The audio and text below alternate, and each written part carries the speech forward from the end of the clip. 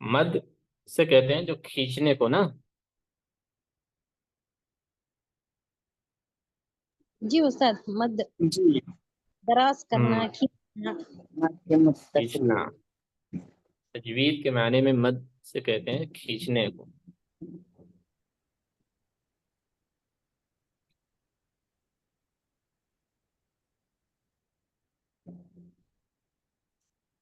आम तौर पर मद की तीन किस्में होती हैं।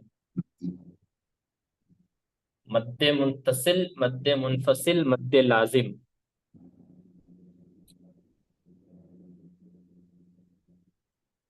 कितनी किस्में? तीन किस्में। मद्दे जी मुत्तसिल, मद्दे मुनफसिल और मद्दे लाजिम। यही तीन किस्में मद की होती हैं। जी शेख। जी। देखिए यहाँ आपकी किताब में आपकी स्क्रीन पर शेयर हो रहा है, जो नजर आ रहा है। जी नजर आ रहा है। हाँ। मद के अहकाम। मद्दे मुत्तसिल, हरफ मद के बाद हमजा उसी कलमा में हो तो मद्दे मुत्तसिल होगा। कलमा मालूम है?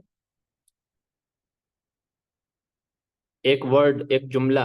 हम्म एक सेंटेंस जो होता है, जो एक मायने रखता है, जिसमें एक कोई मीनिंग होता है। जैसे अल्हम्दुलिल्लाह। अल्हम्दु, ये एक वर्ड है, ये एक कलमा है। लिल्ला एक कलमा है। रब्बिल आलमीन, रब एक कलमा है, आलमीन एक कलमा है। बात आ गई समझ में? एक कलमा। जी शेख। हाँ। तो हरफ मद के बाद, हरफ मद यानी जिस पर मद हो, जिस हर्फ पर मद हो, अलिफ पर हो, बा पर हो, ता पर हो, जिस हर्फ पर मद हो, हरफ मद के बाद हमजा उसी कलमा में हो तो मद्दे मुत्तसिल होगा। यानी किसी अलग कलमे में नहीं, उसी कलमे में। जैसे निदाअन। देखिए निदाअन ये एक कलिमा है जिसमें हमजा पर मद आ रहा है, उसके बाद फिर हमजा है जी कि नहीं? जी हाँ, तो है। हरफ मद के बाद हमजा उसी कलमे में हो तो मद्दे मुत्तसिल होगा। मुत्तसिल। तो देखिए नीचे लिखा गया है कि इसमें हरफ मद के बाद हमजा उसी कलमा में है, इसलिए मद्दे मुत्तसिल होगा। मद्दे मुत्तसिल। अब नीचे मश्क लिखा गया है। निदाअन, सूअन, इसराईला, उलाइक, कुरूइन, बरीअ। इसके खींचने की मिकदार 4 से 5 6 अलिफ तक। मद्दे मुत्तसिल और मद्दे लाजिम, इनके खींचने की मिकदार लगभग एक जैसी होती है, बराबर होती है। 4 से 5 अलिफ के बराबर। ठीक है। जी शेख। जैसे निदा, एक तो था मद्दे असली जो हमने पढ़ा था पहले हुरूफ मद्दा में, जो असल मद था, जिसे खींचने की जो शुरुआत है वो एक अलिफ से होगी। हाँ, तो वो एक अलिफ के बराबर खींचा जाता था। जैसे आ, इसी तरीके से इसको 4 से 5 अलिफ, 5 से 6 अलिफ के बराबर खींचेंगे। निदाअन, सूअन, इसराईला, उलाइका, कुरूइन, बरीअ। इसमें बहुत ज्यादा मेहनत आपको करने की जरूरत नहीं है, क्योंकि कुरान मजीद में जहां भी आप पढ़ेंगे वहां आपको मद लगे हुए मिलेंगे कलमे में। दिखाई देते हैं ना, कुरान आप पढ़ती होंगी तो कुरान में आपको लगा हुआ मिलता है कि नहीं मद? मिलता है।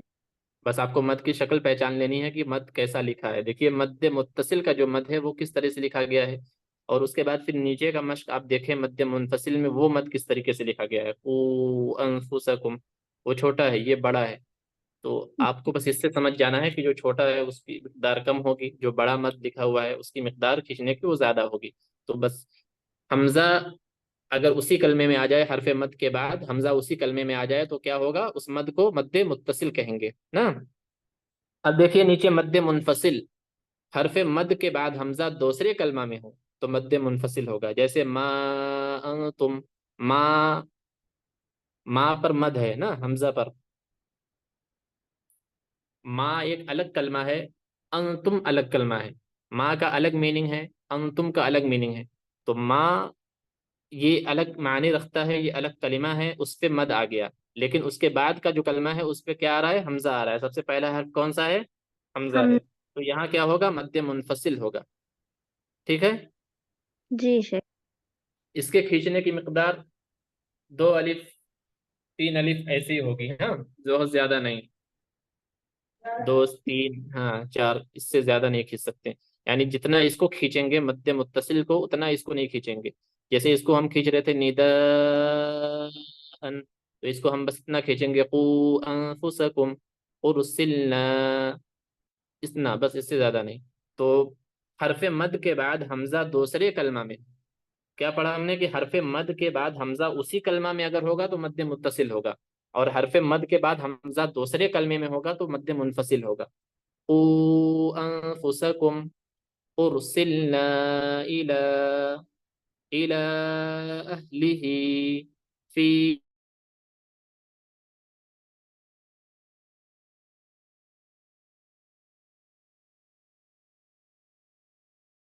امرنا انا ارسلنا. متصل کی مقدار 2 2.5 اور 4 الف ہے.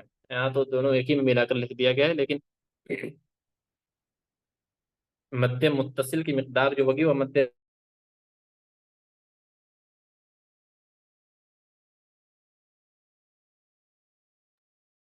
شیخ آپ کی آواز نہیں آ رہی شیخ.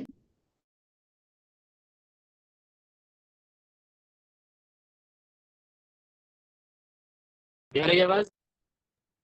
جی اب آ رہی تھوڑی. آپ کی تو آواز بالکل بند ہو گئی جیسے دکھ رہی. اچھا، نیٹ ورک کا کوئی ایشو رہا ہوگا، ویسے یہاں تو کوئی مسئلہ ہے نہیں. جی اب آ رہی الحمد للہ اب آ رہی. اچھا ٹھیک ہے. ہاں تو سبق آگے کرنے دیکھیے. مد متصل اور مد منفصل، اس میں ہم نے یہی پڑھا کہ مد متصل حمزہ اسی کلمے میں آ جائے مد کے بعد تو مد متصل ہوگا، اور حمزہ دوسرے کلمے میں ہوگا حرف مد کے بعد تو مد منفصل ہوگا. ٹھیک ہے. اب آگے آگے بڑھیں ہم. تو دیکھیے آگے جو آئے گا وہ مد لازم ہوگا. مد لازم، حرف مد کے بعد والے حرف پر اگر جزم یا تشدید ہو تو مد لازم ہوگا. حرف مد کے بعد والے حرف پر اگر جزم یا تشدید ہو تو مد لازم ہوگا. پہلے تو ہم نے یہ پڑھا کہ حرف مد کے بعد حمزہ اسی کلمے میں ہو، پھر دوسرا تھا حرف مد کے بعد حمزہ دوسرے کلمے میں ہو. پھر یہاں مد لازم کا کیا قاعدہ ہے کہ حرف مد کے بعد، یعنی جس حرف پر مد ہو اس کے بعد اگر جزم یا تشدید ہو، یعنی مشتدد ہو اس کے بعد والا حرف یا ساکن ہو تو مد لازم ہوگا. اس کی مقدار 3 تا 5 الف ہے. مد لازم کی 4 قسمیں ہیں. تو پہلے تو یہ 3 مد جو اصل مد تھے اس کو آپ لوگ دھیان میں رکھیے. وہ تینوں سمجھ میں آ گئے؟ جی شیخ. ہاں، یہی جو 3 اصل مد جو ہے وہ یہی 3 ہے.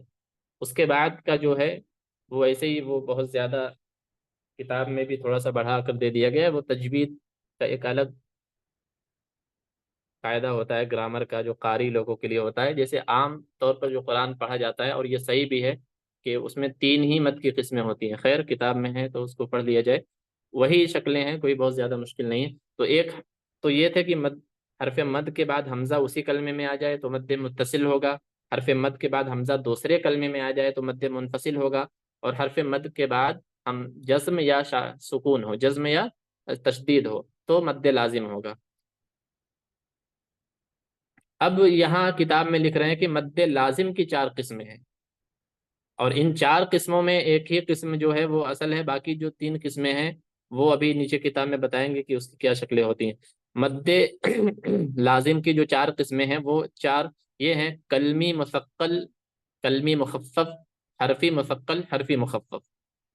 اب دیکھتے ہیں کہ مد لازم کلمی مثقل کیا ہے. جس کلمہ میں حرف مد کے بعد تشدید ہو تو مد لازم کلمی مثقل ہوگا.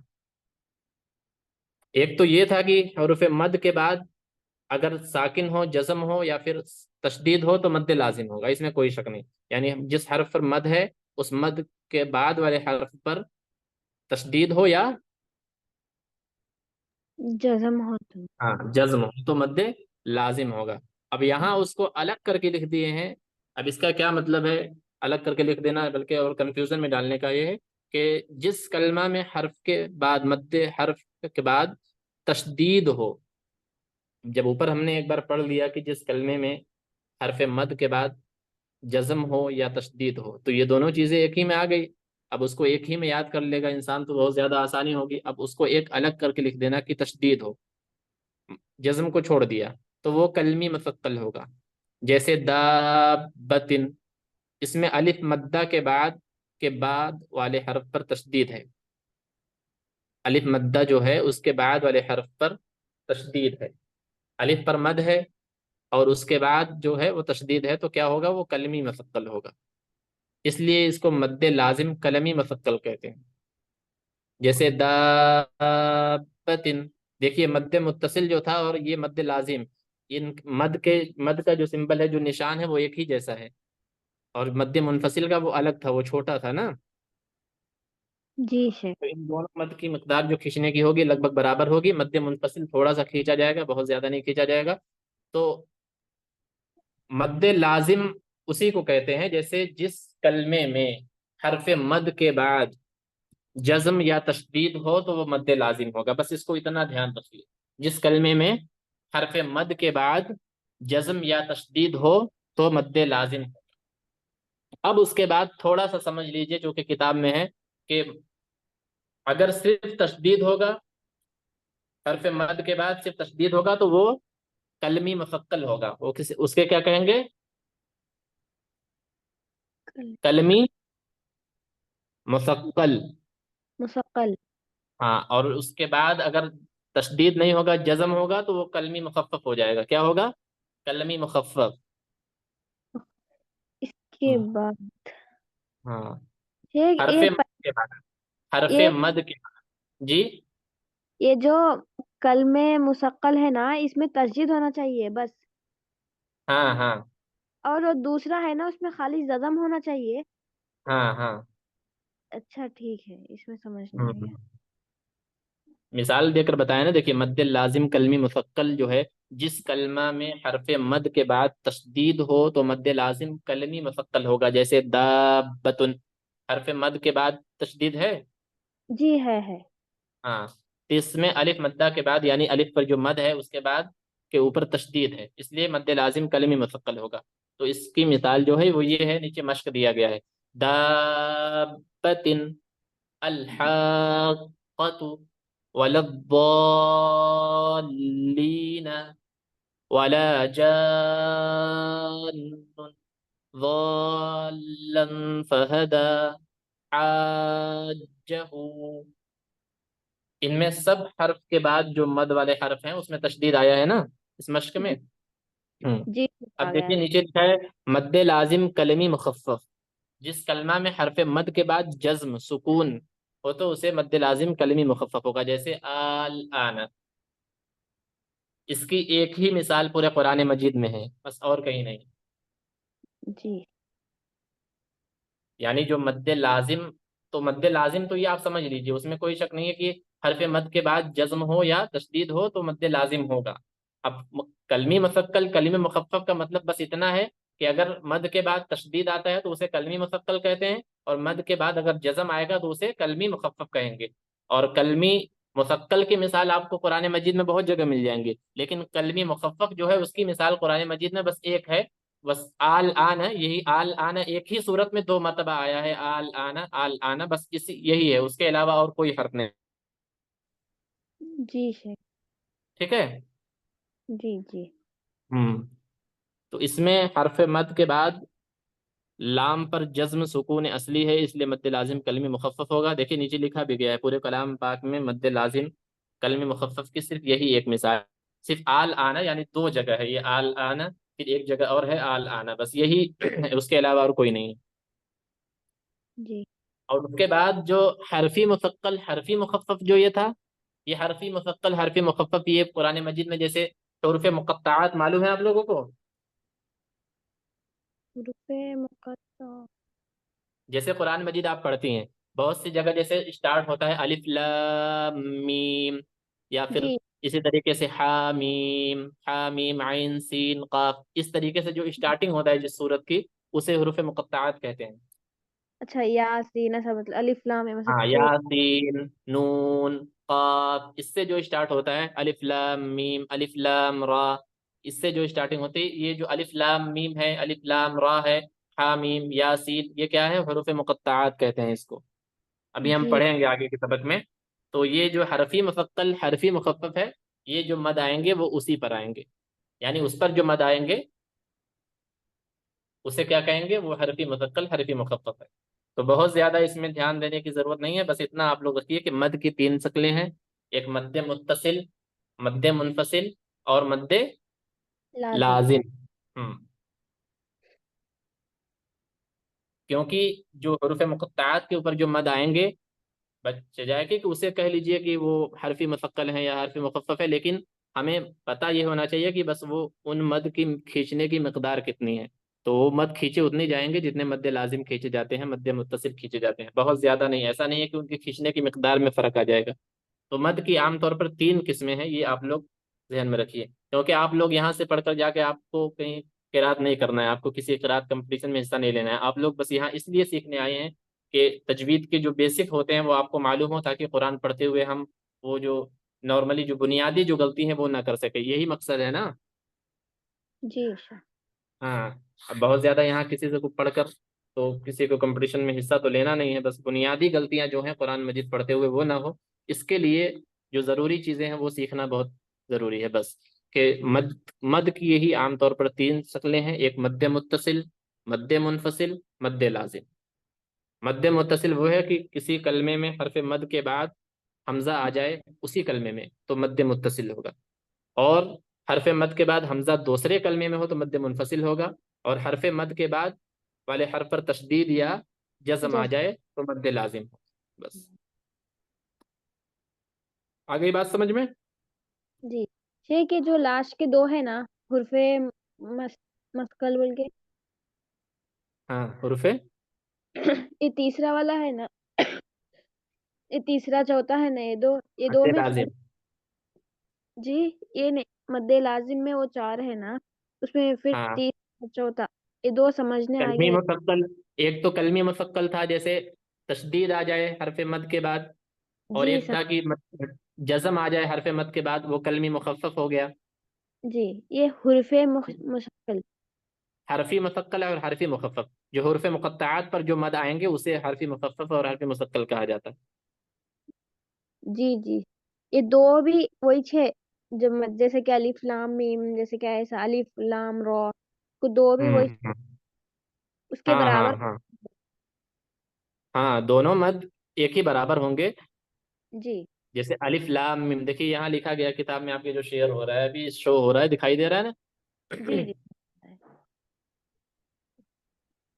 یہاں پہ اب لکھا جب ہوا حروف بھی. مقطعات ہم پڑھیں گے تو جی حروف مقطعات کے اوپر جو مد آئے گا، جیسے اگر کتاب میں یہ مد کے کتاب میں جو قاعدہ دیا گیا ہے حرفی مثقل حرفی مخفف، میرے خیال سے اگر یہی قاعدہ وہاں نہ دے کر حروف مقطعات والے قاعدے میں دے دیتے تو وہ ایک سیپریٹ ہو جاتا، الگ ہو جاتا، تو اس میں زیادہ مسئلہ نہیں ہوتا۔ وہاں دینے کا خاص کوئی مقصد نہیں تھا، کیونکہ حروف مقطعات ایک الگ سبق ہے اس کتاب میں، تو جب ہم اس میں پڑھتے اس کو تو بہت زیادہ بہتر طریقے سے سمجھ میں بھی آتا اور کنفیوژن بھی نہ ہوتی۔ مد کے قاعدے میں ہمیں صرف مد کی تین قسمیں ہی دینی چاہیے تھی، لیکن خیر کتاب لکھنے والوں نے اپنے مرضی سے لکھا ہے تو ان کی بھی کوئی غلطی نہیں ہے۔ جی جی ہاں، تو آج ہم بس اسی پہ رہنے دیتے ہیں کہ مد مد کے قاعدے پر بہت زیادہ آگے نہیں پڑھتے ہیں نا۔ جی تو مد کی تین قسمیں آپ لوگ یاد رکھ لیجیے نا۔ مد کون کون سی قسم ہے؟ مد متصل، مد منتصب، مد منفصل، مد لازم. مد متصل، مد منفصل اور مد لازم۔ مد متصل جو ہے اور مد لازم ہے، ان دونوں کے کھینچنے کی مقدار میں جیسے کتاب میں تو الگ طریقے سے لکھا گیا ہے، لیکن میں آپ کو اور آسان طریقے سے بتا دے رہا ہوں کہ مطلب کہ آپ کو کنفیوژن بھی نہ ہو اور کوئی مسئلہ بھی آپ لوگ کو نہ ہو، کیونکہ قرآن آسان طریقے سے پڑھنے کے لیے جو تجوید جو بیسک ہے بس وہ ضروری ہے آپ لوگ یہ، تو وہی میں آپ کو بتا رہا ہوں، بہت زیادہ نہیں۔ مد متصل اور مد لازم کے کھینچنے کی مقدار لگ بھگ ایک ہے. مد منفصل تھوڑا سا کھینچا جائے گا 2-3 الف کے برابر بس. ٹھیک ہے, جی آ گیا سمجھ میں؟ کسی کو کوئی مسئلہ, کسی کو نہ سمجھ آیا ہو کچھ جیسے؟ جی الحمدللہ میرے کو تو سمجھ میں آیا. ہاں,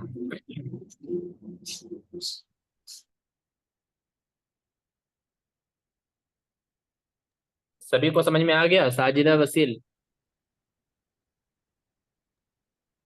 جی استاد. سمجھ میں آیا آپ کو؟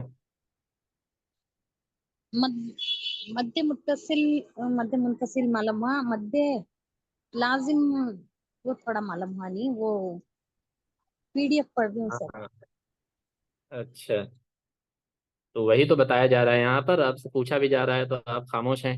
تو مد لازم یہ کہ جیسے حرف مد کے بعد, حرف مد تو سمجھ میں آ گیا نا کہ جس حرف پر مد آ رہا ہو,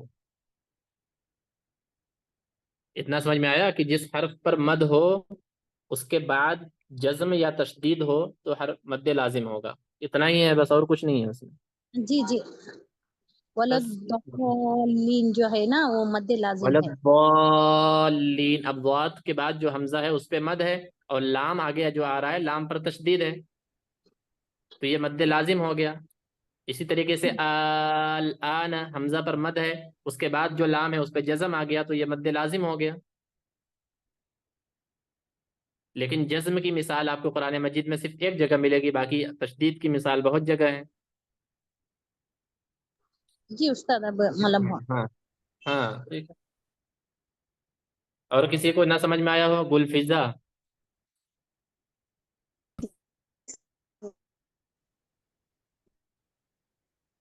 آپ کو سمجھ میں آ گیا؟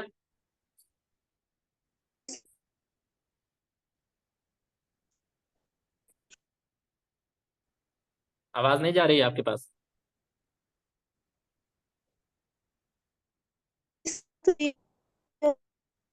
بولنے میں مسئلہ ہو تو پھر لکھ سکتی ہیں آپ, میسج کا بھی آپشن ہوتا ہے. خیر, تو سب کو سمجھ میں آ گیا نا؟ ٹائم ویسٹ نہ کریں, ایک بار میں آپ لوگ جلدی سے بول دیا کریں, نہ بولنا ہو تو فوراً لکھ دیا کریں تاکہ ٹائم خراب نہ ہو. جی استاد سمجھ آ گیا الحمدللہ.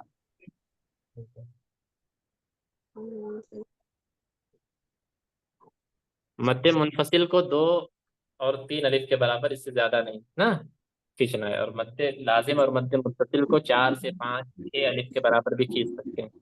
ٹھیک ہے, بس اتنا سا تھا, اور کوئی مسئلہ نہیں. آرام سے اس کو سمجھیے, جو نہ سمجھ میں آ گئے اس کو بعد میں پوچھ لیجیے گا, یا پھر ابھی اگر ذہن میں سوال آ رہے ہیں تو ابھی پوچھ لیجیے. خیر, اب کل کا سبق سن لیا جائے. جی جی شیخ.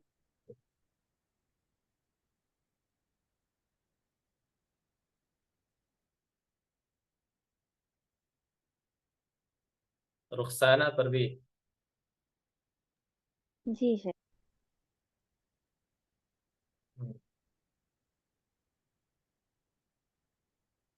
را کے پڑھنے کے کتنے طریقے ہیں؟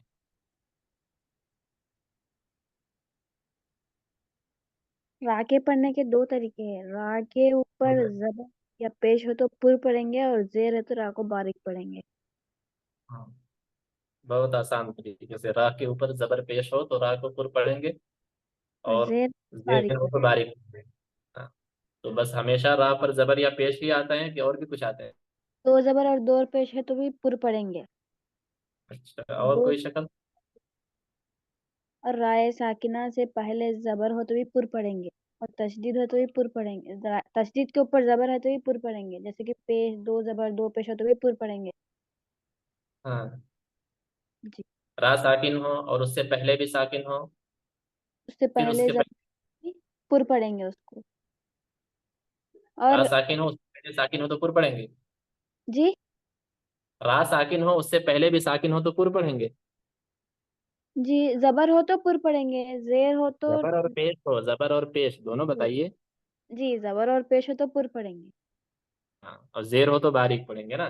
بس جو باریک پر کا قاعدہ تھا اس کو اگر ہم الٹا کر دیں, جیسے زبر پیش ہے تو اس کو پر پڑھیں گے, بس وہیں اگر زیر لگ جائے گا تو باریک ہو جائے گا. باریک پڑھیں گے. اور ٹھیک ہے, جو را را کے ساکن پہلے سے پہلے हाँ, रा साकिन से पहले जेर हो और तो हुर्फ रा को बारीक मुस्तला पढ़ेंगे ना। जी जी, जेर हो तो बारिक पढ़ेंगे, और रा साकिन से पहले जेर हो और उसके साकिन के पहले और हुर्फ मुस्तालिया आए तो उसको पुर पढ़ेंगे। हाँ, माशाल्लाह, ठीक है। जी। ठीक है, बहुत अच्छा। हम्म, साजिदा वसील। जी उस्ताद। हम्म। रापुर, रापुर होने के फायदे। रा हम्म। पर रा पर जबर या पेश हो तो रापुर होगी। रा के ऊपर दो जबर या दो पेश हो तो रापुर होगी। रा रा मुशद्दद हो तो रापुर होगी। रा साकिना से पहले जबर या पेश हो तो रापुर होगी। अम, रा से पहले हुर्फ मुस्तालिया हुर्फ आए तो रापुर होगी। रा से पहले, रा से पहले हुर्फ मुस्तालिया हर्फ आए तो रापुर रा से होगी। पहले नहीं, रा साकिन से पहले जेर हो और उसके बाद हुर्फ मुस्तालिया आए तो। रा साकिन से पहले जेर हो। हाँ। हम्म, रा साकिन से पहले जेर हो, उसके बाद हुर्फ मुस्तालिया आए तो रापुर होगी। रा हम्म। साकिन रा साकिन से पहले जेर हो तो रा रा बारीक होगी। रा हम्म। साकिन से पहले रा सा इतना मालूम हुआ उसका।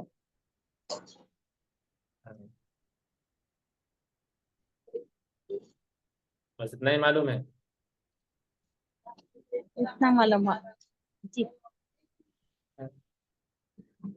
इतने मालूम से कैसे काम चलेगा फिर, जब अभी तो मसला चल जाएगा पढ़ते वक्त, लेकिन बाद में फिर आपको दिक्कतें आ सकती हैं। फिर इसी तरीके से जब फाइनल एग्जाम आप लोग का होगा, टेस्ट दिया जाएगा, उसमें नहीं थोड़ा थोड़ा सा मुश्किल आ सकती है। नहीं तो उसका याद कर लेती। हाँ, अभी मैं चलिए, अच्छी बात। पीडीएफ कुछ देखी नहीं है उस्ताद, ऐसा ही बोली सो। तो याद करिए, ऐसी लापरवाही क्यों कर रहे हैं। जी जी वो याद करके थी ना, वो बोली सो उस्ताद ने। पीडीएफ कुछ देखी सबक नहीं, ऐसा बोली सो। सबक का सबक आप याद करते रहेंगे तो आपके लिए आसानी हो जाएगा। बाद में आप इकट्ठा लेकर बैठेंगे सब याद करने के लिए एक साथ, तो फिर आपके लिए मुश्किल होगी ना। नहीं नहीं उस्ताद वो याद कर लेते। चले, अच्छी बात है, याद कर लीजिएगा। जी जजाकल्ला खैरा। ठीक है। हम्म। तानिया एफ।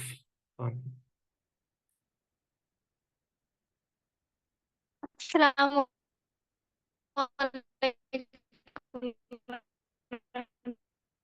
वालेकुम अस्सलाम वरहमतुल्लाहि वबरकातुहू। आपकी आवाज़ क्लियर नहीं आ रही है।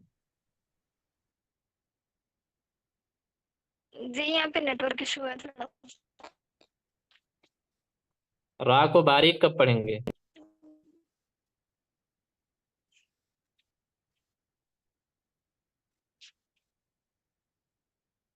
आवाज़ जा रही है मेरी। रॉ के ऊपर जेर हो, रॉ के नीचे जेर हो तो रॉ को भारी पड़ेगी। जी। और जी आ रही है। रा के नीचे जेर हो तो रा को बारीक पढ़ेंगे, और कब रा को बारीक पढ़ेंगे।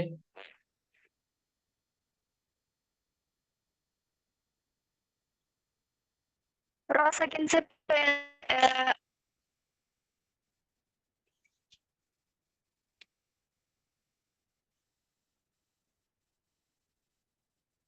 रा के नीचे जेर हो, रा साकिन से पहले जेर हो, हाँ, तो हर हाल में इस रा को बारीक पढ़ेंगे, सिवाय एक सूरत में कि रा साकिन हो, उससे पहले, रा साकिन से पहले जेर हो और रा के बाद हुर्फ मुस्तालिया आ जाए तो रा को पुर पढ़ेंगे। बाकी उसके अलावा हमेशा अगर रा के नीचे या रा के पहले या रा साकिन से पहले रा साकिन है फिर उससे पहले अगर जेर आ जाए, हर हाल में रा को बारीक पढ़ेंगे, सिवाय एक सूरत के कि जब रा साकिन से पहले जेर हो और रा साकिन के बाद हुर्फ मुस्तालिया आ जाए, तब रा को पुर पढ़ेंगे। बाकी हमेशा रा को बारीक पढ़ेंगे। बस इतना आसान सा इसका कायदा समझना था।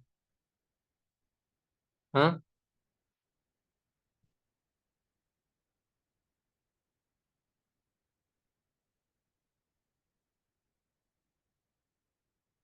क्या हुआ, आवाज नहीं पहुंच रही है। چلیں غائب ہی ہو گئی ہوں تو ہاں فرحانہ. السلام علیکم استاد. علیکم السلام ورحمۃ اللہ وبرکاتہ. آپ بتائیے را اعوذ کو پھر کب پڑھیں گے؟ رو رو کے اوپر زبر ہو یا پیش ہو تو رو پر پڑھی جائے گی. رو ساکنہ سے پہلے زبر یا پیش ہو یا دو زبر یا دو پیش ہو تو رو کو پر پڑھیں گے. اور رو مشددہ پر زبر یا پیش ہو یا دو زبر یا دو پیش ہو تو رو کو پر پڑھیں گے. روئے جی ساکنہ سے پہلے والے حرف پر ساکن ہو اور اس سے پہلے زبر ہو یا پیش ہو یا تنوین یا دو زبر یا دو پیش ہو تو رو کو پر پڑھیں گے. جی اور روئے ساکنہ سے پہلے روئے روئے ساکنہ سے پہلے ساکن ہو اور اس کے بعد والے حرف میں سے حروف مستعلیہ میں سے کوئی حرف ہو تو ہوں رو پر پڑھیں گے. جی روئے ٹھیک ہے. ساکنہ سے پہلے زیر عارضی ہو تو رو پر ہوگی. ٹھیک. اب یہ مشق نیچے دیا گیا ہے اس کو پڑھیے. فراغ رفیعت رحمان رشدن منصور روح راضیت ہارون مرت ینظرون قدیر ففروا فی الارض زرارا. ٹھیک ہے. جزاک اللہ. ٹھیک ہے ماشاء اللہ بہتر. شیخ ہماری آواز آ رہی ہے؟ جی جی معذرت چاہتے ہیں، نیٹ جی ورک ایشو ہو رہا تھا. جی ٹھیک ہے کوئی بات نہیں. اب بتائیے. جی رو باریک پڑھنے کے قاعدے. جب رو کے نیچے زیر اور تنوین والی زیر ہو تو اس کو باریک پڑھیں گے. پھر رو مشدد کے نیچے زیر یا پھر دو زیر ہو تو اس رو کو باریک پڑھیں گے. پھر رو ساکن سے پہلے زیر ہو تو اور اس کے بعد اگر حرف مستعلیہ میں سے کوئی حرف آئے تو اس کو باریک پڑھیں گے. ہاں ہے تو نہ آئے تو اس کو باریک پڑھیں گے. جی رو ساکن سے پہلے زیر اور اس کے بعد حروف مستعلیہ میں سے کوئی حرف نہ آئے تو اس کو باریک پڑھیں گے. پھر رو ساکن سے پہلے ساکن ہو اور اس سے پہلے زیر ہو تو اس کو بھی باریک پڑھیں گے. رو ساکن سے پہلے یا ساکن ہو تو رو باریک ہوگی. ٹھیک ہے.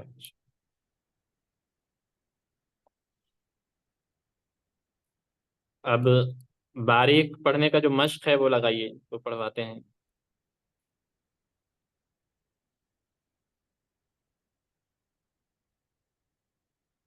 را باریک کے جو مشق ہے اس پیج کو لگائیے اسکرین.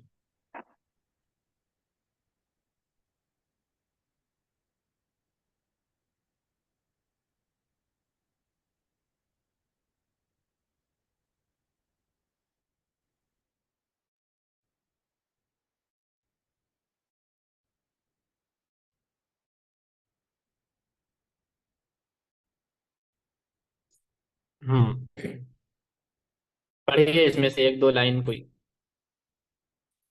جی یہ پور پڑھنے والا ہے سر نا، اس کے نیکسٹ والا پیج نہیں یہ ہوگا. باریک. ہاں اس کے نیکسٹ والا پیج. وقت پورا ہو گیا ایسا کریے جانے دی. جی ٹائم ہو گیا.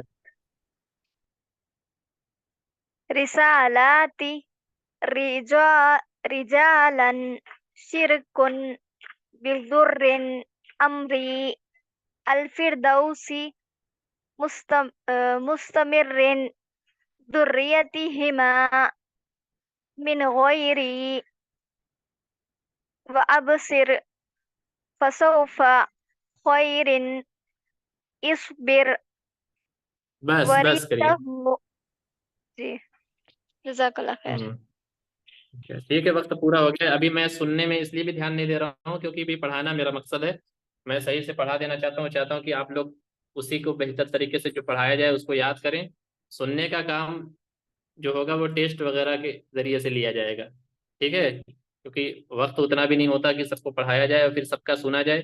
ٹھیک ہے، تو آپ لوگ کو جو پڑھایا جائے کوشش یہ کریے کہ اس فکر میں نہ رہیے کہ اس کو سنا جائے گا تبھی یاد کریں گے. بس بہتر طریقے سے اپنا جو کام ہے، اپنا جو سبق ہے اس کو یاد کریے ایمانداری کے ساتھ. سننے کا کام ٹیسٹ وغیرہ امتحان کے ذریعے یا پھر جو آپ کا جب سبق پورا ہو جائے گا، جب فائنل ایگزام ہوگا طریقے سے لیا جائے گا تو اس میں غلطی نہیں ہونی چاہیے. اس لیے آپ لوگ اپنا کام ایمانداری سے کریں. آپ کا کام یہ ہے کہ جو سبق پڑھایا جائے اس کا قاعدہ اور اس کا مشق ہمیشہ کرتے رہیے بس. ٹھیک ہے. جی شیخ. استاد ابھی ہمیں ٹیسٹ ٹھیک ہے دیتے تمہیں وہ ریکارڈنگ نہیں جی جی سنتے. ہمیں ٹیسٹ دیتے نا وہ ریکارڈنگ تمہیں نہیں سنتے. سنتے ہیں. جی ہمیں کچھ مارکس ہاں تو ابھی ٹھیک تک ہے، نہیں ملے گا ملے گا. اس میں وقت کی بہت کمی ہے، قلت ہے، اور بہت زیادہ مصروفیات ہیں. انشاءاللہ وقت نکال کر سن کر پھر آپ لوگ کو اس کا رزلٹ بتایا جائے گا انشاءاللہ. آپ لوگ نے ٹیسٹ دیا ہے تو اس کی فکر مت کیجیے، آپ کو اس کا رزلٹ معلوم ہو جائے گا انشاءاللہ. جی شیخ. ٹھیک ہے. جی ٹھیک جی. ٹھیک ہے. پھر جو آج سبق پڑھایا گیا مد کے 3 قاعدے، اس کے کھینچنے کی مقدار، اس کو سمجھ لیجیے گا. ٹھیک ہے. جی شیخ. ٹھیک ہے پھر چلیں السلام پھر علیکم. اجازت دیں. وعلیکم السلام. جزاک اللہ خیر.